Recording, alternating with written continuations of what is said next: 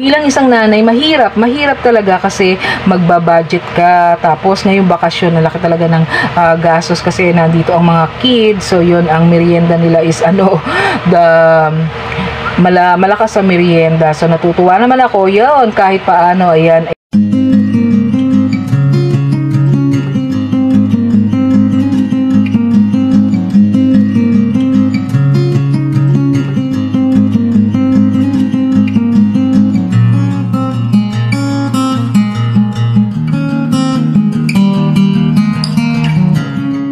Hi guys! Welcome po ulit sa aking channel. This is Nin Malakay po. Simplify Happiness, simpleng buhay, buhay na walang arte, less stress. Join me guys sa aking simpleng vlog for today. Isang magandang buhay po sa ating lahat.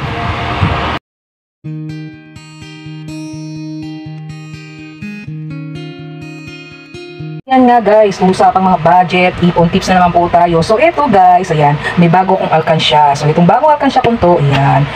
Yun nga dati, makikita nyo naman sa mga previous vlog ko dati, nagpi-50 pesos sa, lahat mga 50 pesos na mahawakan ko, iniipon ko yon. So nagamit ko yan guys, nagagamit ko talaga yon sa aking oras ng pangangailangan. So ngayon, meron na naman akong, ayan, ginawa ko, before, doon ako sa envelope naglalagay doon sa aking budget envelope. So ang nilalagay ko ngayon doon yung mga pambayad ng tuition fee, yung mga pambayad ng kuryente. So yung 50 pesos, kasi syempre, medyo lumalaki yung ating gastusin. So nagkakat ako talaga sa mga ibang hanggat maaari yun, nagtitipid ako ng kuryente. So ang merienda kasi ng bata, medyo malakas tayo doon. So yun, kumbaga ngayon, kasi nga bakasyon, so malakas tayo sa merienda ngayon. Okay lang naman po yun kasi pagkain naman ng bata. So hindi ako masyadong nagdadaan sa mall ngayon guys kasi natetempt ako na gumasto. So yung 50 pesos a day challenge ko noon, yun, napakinabangan ko yun, naipon ko, may pinagamitan ako noon. So yun, ngayon, hindi ko yung nilalagay doon yung 50 pesos ko na challenge. So ito, may pinanggagalingan ito guys. Natanggal ito sa gastos ko. So soon ko na lang sasabihin sa inyo pag napuno natin ito. So ganun lang naman yung ipon, kahit konti, hindi naman sa palakihan yun ng halaga, hindi sa paramihan ng ipon. Ang pinaka-importante, yung disiplina mo. Ito nga yung itong 50 pesos na to, na inihuhulog ko dito sa aking alkansya, meron itong pinagmumulan guys. So alam niyo guys, nung meron akong mga vlog nito, makikita niyo dun sa aking mga channel na talaga nakaipon ako ng maraming 50 pesos at may pinagamitan ako noon. So yun. So eto guys, may gold din to, kaya bakit ako nag-iipon ito guys? Bali ito, so ganun nga pag marami kang araw gastusin, so kung maraming kang gastusin, kailangan mong mag-cut talagang i-monitor kung alin yung mababawas dun sa mga gastusin mo. So ito, itong 50 pesos na to, hindi siya everyday guys, ito yung nabawas sa gastusin ko. So yan, inuhulog ko siya dito guys, kakaumpisa lang yan kaya konti yan guys. So ang pag-iipon naman, hindi naman palakihan, hindi paramihan, hindi, kumbaga yan hindi kailangan na talaga na i-ano mo na kaagad na malaki yung ihuhulog mo rito. So ang pag-iipon kasi is ako sa akin sariling pananaw, disiplina talaga siya sa paghawak ng pera. So yun nga yung minsan na nung bata ako, naririnig ko yung yung ubos biyaya, pagka maraming pera, ubos biyaya, bukas ay nakatunganga. So yun, yun na-apply ko pa rin yun sa aking nare-recall ko pa rin yun at na-apply ko pa rin yun na kung may biglang pasok o dating ng pera, dapat hinay-hinay sa paggastos. So ito nga guys, marami kasi na nadagdag, kumbaga may mga lumaki ang gastos, kagaya ng kuryente. So ngayon bakasyon pa ng mga bata. Talagang ang ng kuryente natin is medyo lumaki. So kaya ngayon may nabawas sa aking gastusin. So yung ginawa ko, yung nabawas sa aking gastusin, dito ko naman po nilalagay. So ito hindi ko naman yung kumbaga ini-expect ko na magiging malaki. So kung magkano lang yung maitatabi ko dito, kasi may paggagamitan tayo guys. Kaya ayan, ang laki niya, cute. Binili ko to para sa anak ko. So nakita ko yung lalagyan. So yan. I-update ko kayo dito sa alkansya ko na to. So may mga vlog ako dati doon sa aking YouTube channel. Dito nga sa aking YouTube channel may mga vlog po ako tungkol sa 50 pesos challenge, ipon challenge. So yun nga, kasi pagka in-aim mo, kumbaga yung aim mo is ipon goal na malakihan talaga, tapos hindi mo nakuha yun o hindi mo nasunod yun, kumbaga parang mapoprostrate ka lang, kumbaga tatama rin ka mag-ipon. So kaya yun, ang pag-ipon is yun lang, umpisahan mo muna kung ano yung talagang kaya mong amount sa pag-iipon. Huwag yung biglaan na malaki, gusto mo ikat doon sa budget budget mo, kumbaga, tapos sa pag nangailangan ka, magagalaw mo yung iyong budget. Kasi why? Kasi kinat mo yung malaking part ng budget mo para ma-save. So, parang wala rin, magagalaw mo din yung ipon mo. So, ito, yan, natutuwa ako kasi may nabawas sa aking budget. So, ayan, kaya yan, itinatabi ko siya, guys. So, yun.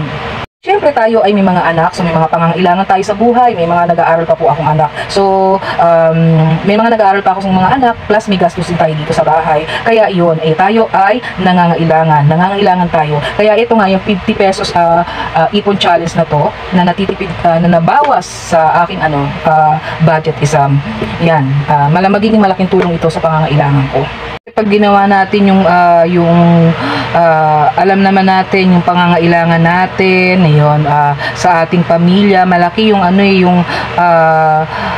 budget na nilalaan natin sa pamilya, tapos mag-aim tayo or mag-go tayo na gano'n na malaking ipon. So baka yun nga, ma-upset tayo, ma-frustrate lang tayo. So yun, kahit paano yun, makapagtabi, makapagsuksok, para pag sa oras ng pangangailangan nga, hindi magiging takbuhan yung pangungutang. So yun nga, yung kapag yung biglang may dumating na pera or extra, kumbaga hindi siya kasama doon sa budget mo, edi kumurot ka ng kahit paano na maitatabi mo doon. So yun, for me kasi talaga, disiplina talaga yung sa sarili, yung pag-iipon. So eto nga, nabawas sa aking gastusin. So soon ko na lang ito ikukwento sa inyo pagka ayan, na-reach na natin yung date na goal nito. So ayan, o diba, ang cute. So yun, bilang isang nanay, mahirap talaga kasi magbabudget ka, tapos ngayong bakasyon, nalaki talaga ng gastos kasi nandito ang mga kids. So yun, ang merienda nila is malakas sa merienda. So natutuwa naman ako yun, kahit paano, ayan, talaga na po provide natin yung mga need ng ating chikiting, although hindi yung talaga pasok lang doon sa budget natin, and then plus yung talagang need naman nila. So yung kahit paano yun, yung simpleng pamumuhay is kahit paano na ibibigay natin yung kailangan natin talaga para doon sa ating mga anak. So, nung mawala nga itong 50 pesos na ito sa aking budget, kasama talaga ito sa budget ko weekly or daily, sabi ko, bakit hindi ko nga ilagay siya sa isang alkansya? Ayun, bakit hindi ko siya ilagay sa isang alkansya at yun nga guys, nung mawala talaga siya dun sa daily budget ko or weekly budget ko, yung pinagagastusan ko na 50 pesos a day, sabi ko, bakit hindi ko siya ilagay sa isang alkansya? At ayan, at kapag ka napuno siya, syempre, idadagdag ko siya doon sa kailangan ko. Syempre, lahat tayo may pangangailangan sa buhay. So, yan yung ating mga depende yan sa ating mga pangangailangan, pwedeng pang araw-araw na pangangailangan, pwedeng pang weekly na pangangailangan, pwedeng pang yung kumbaga pang hinaharap na pangangailangan. So, dapat yun talaga na napapaglaanan ng ating budget. So, syempre, kailangan may work tayo. Kasi kung wala tayong work, paano tayo paano natin ito mahuhulugan? So, sabi nga God will bless the work of our hands. So, yun. Bibigyan tayo ng blessing ni Lord, ng biyaya ni Lord. So, kung tayo kumbaga magsisikap, magtatrabaho para sa ating ikabubuhay. Sabi nga, yung mga blessing naman na dumadating sa ating buhay, hindi naman yan na basta hinahagis ni Lord. So yan ay ating pinagpapaguran, pinagpupuyatan, pinagtatrabahuan. Yan, nagpupuyat po kasi yan, night duty po ako. Galing po ako night duty, kaya ayan, ang aking mata is antok. So yan, may lakad po tayo. So alam nyo guys, yun nga, kailangan talaga natin ng iba yung disiplina sa paghawak ng pera. Kung mapapansin nyo, yung aking vlog is more on budget tips, tungkol sa paghawak ng pera. Why? Kasi dumaan tayo sa ganong pagsubok ng buhay. Sabi ko, doon pala tayo inilalagay para tayo ay maging mas matibay, mas maging matalino, at plus ayan, maishishare pa natin yung ating mga kwento, At yan kumbaga magiging inspirasyon kahit paano yung ating kwento sa iba. So yun, alam ko naman kahit paano kasi may mga matataas naman akong view dun sa aking mga ipon tips, yung mga tawag dito, yung mga budget tips. So yun.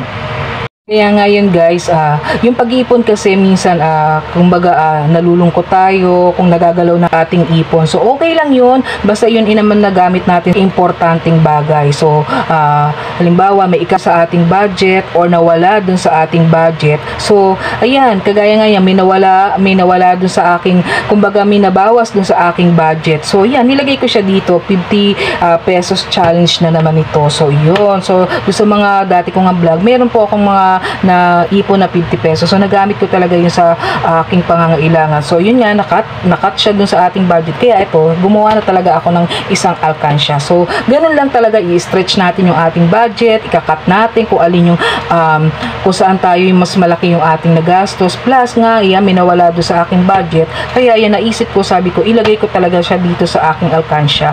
So ito talagang magiging tugon ito dun sa aking pangangailangan. So ganun lang, kung minsan nabibigo or hindi natutuloy yung ating pag-iipon, wag po tayong malulungkot pagka ganoon. Kasi okay ako sa gano'n. Kung halimbawa, kung talagang kailangan mo ng pera at nagalaw mo yung ipon mo, okay lang yon. Why? Kasi kaysa ang magiging takbuhan mo nga yung pangungutang. So di galawin mo na nga yung ipon.